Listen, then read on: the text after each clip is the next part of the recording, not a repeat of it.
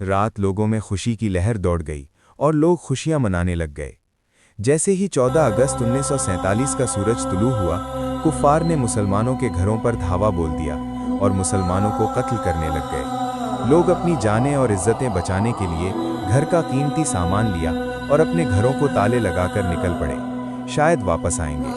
मगर जिन गलियों बाजारों में बचपन गुजरा, जिन गलियों बाजारों में खेलते रहे, जिन घरों में बड़े हुए थे, आज वही गांव, वही घर, वही बाजार पराए लग रहे थे। हसरत भरी निगाहों से अपने गांव को देखते और फिर चल पड़ते, फिर खड़े होकर अपने गांव को देखते और चल पड़ते।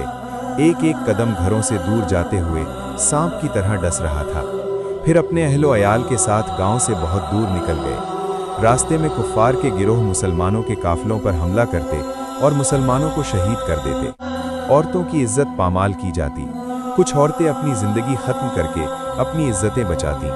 बूढ़े और बीमारों और बच्चों को कुफ़ार बेदर्दी से शहीद कर देते।